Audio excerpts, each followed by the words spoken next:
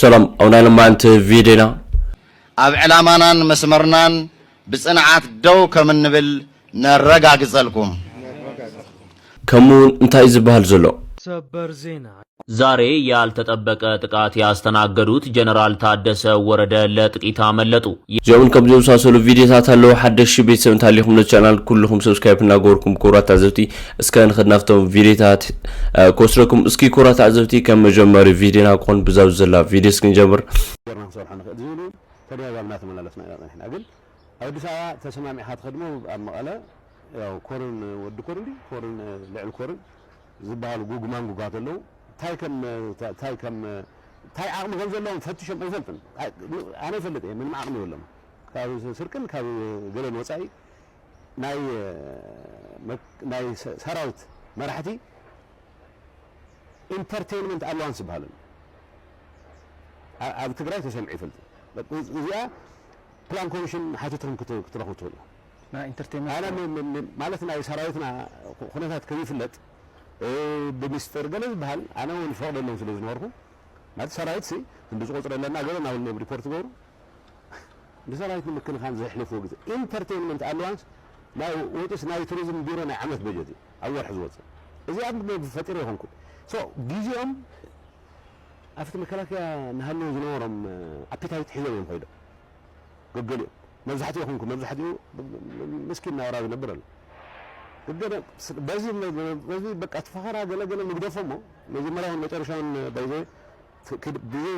ከምጻይ ንግበ ታደሰ ፍሳሃ ጆን አዘለሉ መጨረሻውን ፌደራል ዝነበረ ምርዳ ሕጉሳት እዮም ነይሩ ድሕሪ እንታይ ተፈጢሩ ካሊ ጉዳይ ተፈጠረ ነገር የለን ሓቅን ምዝራ ጸጥታ ሓይሊ ከመይ ጌርና ከም ንእቱ ከይተረፈ ኮይና ዝርዝር ተማይጥና ነይሩ ስለዚ ኣብዚ ኣታ ናይ መጨረሻ ጥራሕ ከልዕል ናይ መጨረሻ ካልእቲ ጉዕዞ ዝገበሩ ኩላ ምክንያት እንታይና ወሲናይ ቀጭል ዝመጽ ዝወሰናዮ ግልጽ እዩ መኸተና ንሰላምን ሕጋው መፍትሕን ካብ ሕጋውን ሰላማውን መፍትሒ ንላዕልን ዝመጽውን ወይ ከፈተኽ መኸተና ክቅጽል እዩ ተሓደ ውሳነ መኸተና ክቅጽል እዩ መኸተና ሉዓላውነት ብምኽባር ክረጋገጽ እዩ መኸተና ሓድነት ህዝቢ ትግራይን ሰራዊትን ብዘጠናኽር መንገዲ ክንቅጽለሉ ኢና እዩ ውሳነና እዚ ዝገልጽ ውሳነና ንሕጋዊ ሕገ መንግስታዊ ናይ ዝኽልልን ናይ ሰራዊት ሕገ ደንብን መሰረት ገይሩ እዩ ተወሲኑ ብኡ መሰረት ከዓ ክንከድ ኢና ስለዚ ውሳነና ሕግን ስርዓትን እውን ክነኽብር ምዃንና እዩ ዝገልጽ መሰልካ ክኽበረልካ መጀመርያ ሕግን ስርዓትን ፈሊጥካ ብሕግን ስርዓትን ክትምራሕ ኣለካ ኣኽሱም ናይ ሕግን ስርዓትን መሰረትና ስለ ዝኾነ ኣብዚ ኮይንና ደጊምና ንረጋግፅ ዘለና ማለት እዩ ተልእኾና ንምፍጻም ሓደ ጉድለት ኣብቲ ሰራዊት ገጢሙ ናይ ናብራ ናይ ደሞዝ ናይ ንከበር ናይ መሬት እና ካልኦት ፀገማት ኦኬ ምልዓሉ ጽቡቕ ኣተገባብሩ ትክክል ኣይኮነን ፍጹም ዳግም ከምዚ ዓይነት ነገር ኣብ ትግራይ ክፍጠር የብሉን ፍጹም እዩ ውሳነና ፍጹም ብዝኾነ መለክዒ ንታሪኽን መንነትን ህዝቢ ትግራይ ይገልጽን ንናይ ሰራዊትና ሕግን ስርዓትን መምርሕን ኣይገልጽን ናይ ውሕዳት ዋላ ይኹን ናይ ብዙሓት ስለ ዝኾነ ኣይኮነን መብዛሕትአን ኣሃዱ ብጣዕሚ ብዝተወሰኑ ተጋደልቲ እዩ ተገሊጹ ሕቶ ተጠቃምነት ተላዒሉ ብኣግባቡ እዚ ንምፍታሕ እውን ኣብ ቀጻሊ ዝኾነ ምንቅስቃስ እዩ ነይሩ ነርና በብደረጁ ንሃትና ፀገምን ናይቶም ሓድነት ህዝቢ ትግራይን ናይ መኸተ ቁልፊ ዝኾነ ሓይሊ ሰራዊትን እና ብሄራዊ ውዳበታትናን እዚኦም ሓቢሮም ትሕጂ ዘሎ ፀገም ፈትሖም ንቅድሚት ንምኻድ ኣብ ንገብሮም ምንቅስቃስ ሰላም እዛ ቪድዮ እዚኣ ረኣይዋ እዚኣ ምስሊ ናይ ኤርትራ እያ ናይቲ ዝኣረገ ስርዓት ውልቀ መላኺ ኢሳያስ ኣብ ግብፂ ናይ ስራሕ ዑደት ኣብ ዝፍጽመሉ ዘሎ ግዜ ምስ መራሒ ናይ ግብፂ ጀነራል ዓብደልፈታሕ አልሲሲ ኣብ ዝገብሮ ዝነበረ ኣኼባ ኣብዛ ኣኼባ ትርእይዎ ከም ዘለኹም ንኢሳያስ ኣሰንዮም ዝመፁ ሰበስልጣናት ናይ ስርዓት ኣለዉ ኢሳያስ ከም ኣመሉ ይልፍልፍ ኣሎ እዞም ትርእይዎም ዘለኹም ግን ኣብቲ ኣኼባ ክርከቡ ድሌት ዘለዎም ኣይመስሉን እዮም ምክንያቱ ኣሪጎም ክድቁስ እዮም ደልዮም ዘሎ ደቂሶም ዑስማን ሳልሕ እንድሕር ዳሪኹም ኮንኩ በቃ ኣብ ገለ ህልም ኢሉ ኸይዱ ኣሎ በትጎኒ ዘሎ የማነ ገብረ ኣብ ባንክ እንድሕር ትርእይዎ ኣለኹም እውን ኣብቲ ናይ ኣኼባ ቦታ ክርከብ ዝደለየ ይመስልኒ በድሕሪት ዘሎ ሃርኣይዎ ኣምባሳደር ናይ ስርዓተ ግደፍ ኣብ ግብፂ ንሱ ከዓ ደይትገድፈና ኢሉ የንብሃቕ ኣሎ ደይትኽልየና ዝኣኼባ ሕፅረትና ብሎ ኣሎ እዚ ዘርእየና ነገር ድሕር ኣሊ ኮይኑ ኤነርጂ ሓይሊ ዘይብሎም ዝኣረጉ ነዛ ሃገርና ይመርሕዋ ከም ዘለዉ እቶም መራሕቲ ኣሪጎም ነቲ ሃገር እሪጎማ ከም ዘለዉ ብፍላይ ነቶም ደገፍቲ ናይ ስርዓት ብፍላይ ነቶም ንበረልና ብፍላይ ነቶም ኣብ ኤርትራ ዘሎ ስርዓት ከም ሓደ ጅግና ስርዓት ከም ሓደ ሃገራዊ ስርዓት ጌርኩም ትገልጽዎ እዚኦም እዮም ቶም መራሕትና ትብልዎም ዘለኹም ኣብ ኣኼባ ኮፍ ኢሎም ከማነይ እቲ መራሒኦም እንታይ ይብልከም ዘሎ ከማን ክሰምዑ ዘይክእሉ እዮም ደቂሶም እዮም ዘለዉ ኖት እውን ኣይፅሕፉን እዮም ዘለዉ ኢሳያስ እንታይ ይብል ከም ዘለዎ ኣይፈልጥዎን እዮም ዘለዉ እዚኣታ ኤርትራ እዚኦም እዮም ቶም መራሕትኹም ምዚኣ ነዛ ስእሊ እዚኣ ምስ ረኣኹ ኣብዪ ኣሕመድ ኣብዚ 2 መዓልቲ ዝተዛረቦ ተዘኪርኒ ናይ ብሓቂ ኣብዪ ኣሕመድ ኣብዚ መደርኡ ናይ ኢትዮጵያ ብዙሕ ሓቅታት ብፍላይ ከዓ ነቶም ደገፍ ስርዓት ነጊርዎም ኣሎ እዝኖም ደጊፉ ስሚዕዎም ኣሎ ኣብዪ ኣሕመድ ነዛ ቪድዮ እዚኣ ንስማዕያ እንታይ ዝብል ዘሎ ፓርቲ የሌለበት ሀገር ምርጫ የሌለበት ሀገር ህገ መንግስት የሌለበት ሀገር ወጣት የሌለበት ሀገር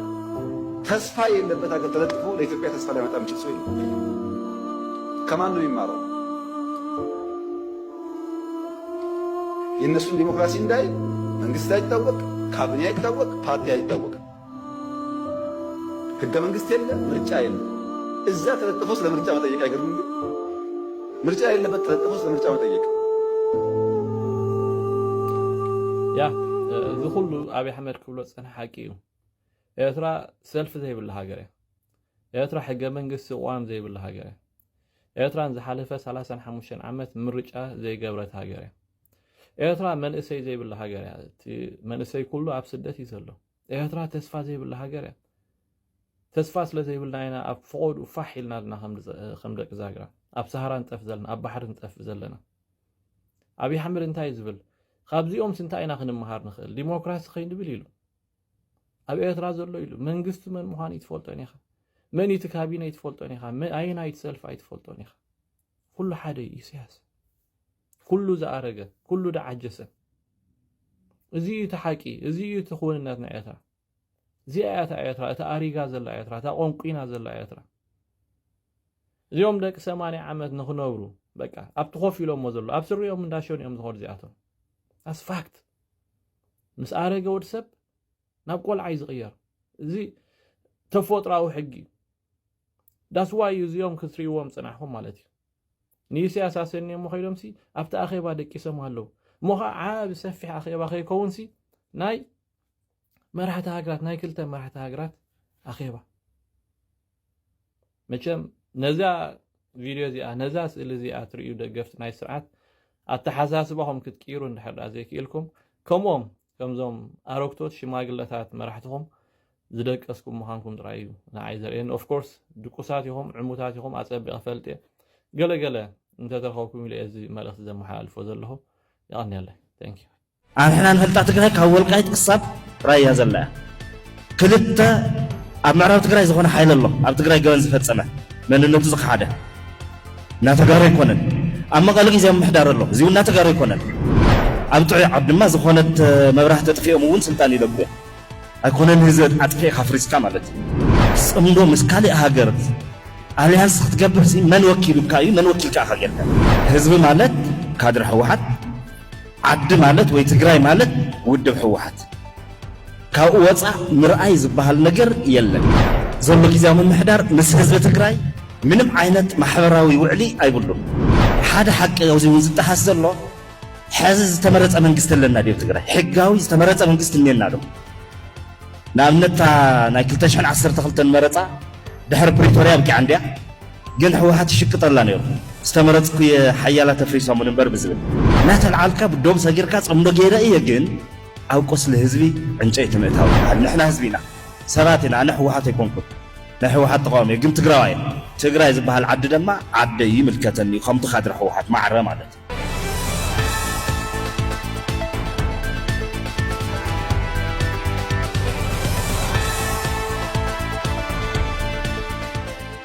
ህዝብ ትግራይ ማዓት ከይኖም ጸሉ ባይዘይ ቢማይክ ንሓዝና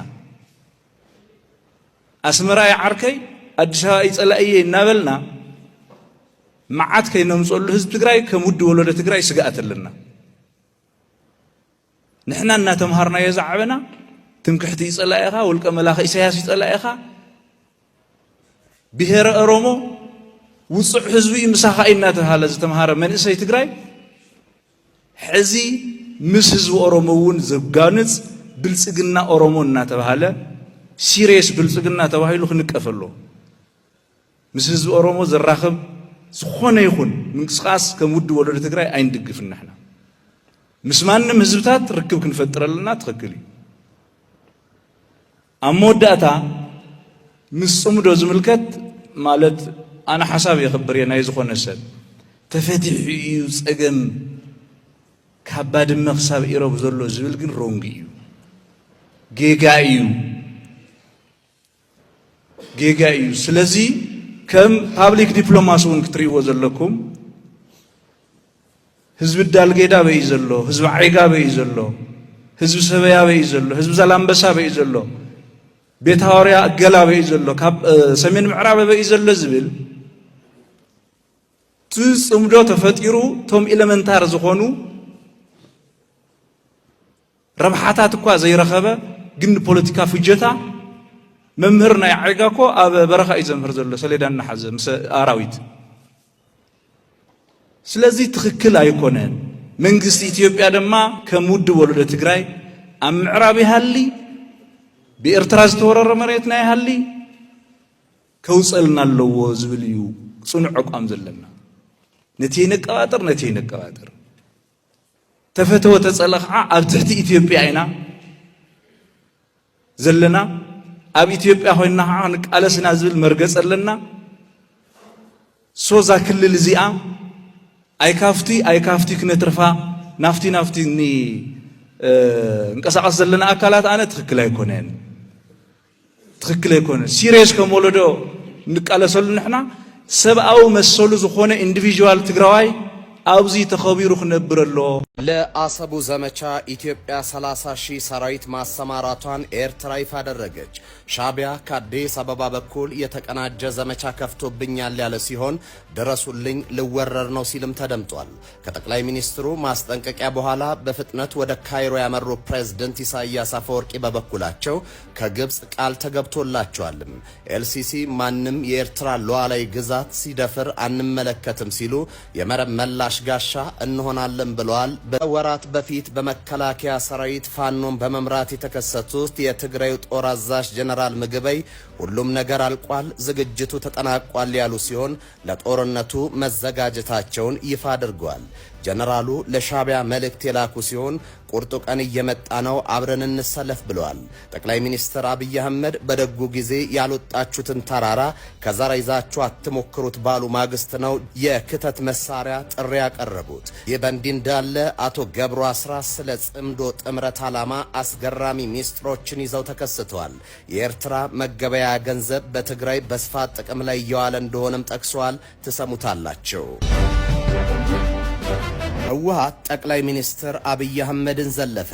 ጠቅላዩ በትግራይ 2 ወር ብቻ ነው የተዋጋነው፣ ከትግራይ ይልቅ ወለጋ የተዋጋነው ይበልጣል ማለታቸውን ተከትሎ ህጋዊነቱን ያጣው ህወሓት ንስሐ የማያውቁ በማለት በዘለፋ የታጀበ መልስ ሰጥቷል። የጠቅላይ ሚኒስትር አብይ ንግግር በትግራይ ህዝብ ሞትና ስቃይ ምን ያህል እያፌዙ እንደሆነ ያሳያል ያለ ሲሆን በአስቸኳይ ዓለም አቀፍ ስብሰባ እንዲጠራም ጠይቋል። እንቃኘዋለን። ሰበር ዜና ዛሬ ያልተጠበቀ ጥቃት ያስተናገዱት ጀነራል ታደሰ ወረደ ለጥቂት አመለጡ። የተጠላለፈው የትግራይ ፖለቲካ ወደ አደገኛ ምዕራፍ ተሸጋግሯል። የትግራይ ጊዜያዊ ፕሬዝዳንት ሌተናንት ጀነራል ታደሰ ወረደ ላይ ዛሬ ጥቃቶች ተፈጽመዋል። የጊዜያዊ አስተዳደሩ ፕሬዝዳንት የጀነራል ታደሰ ወረደ መኪና ባልታወቁ ሰዎች ተደብድበዋል። የጀነራል ታደሰ ከቤተ መንግስት እየወጡ ሲጓዙ መኪናቸው አዲ ሐቂ ሲደርስ በድንጋይ ተደብድበዋል የሚሉት የመረጃ ምንጮቹ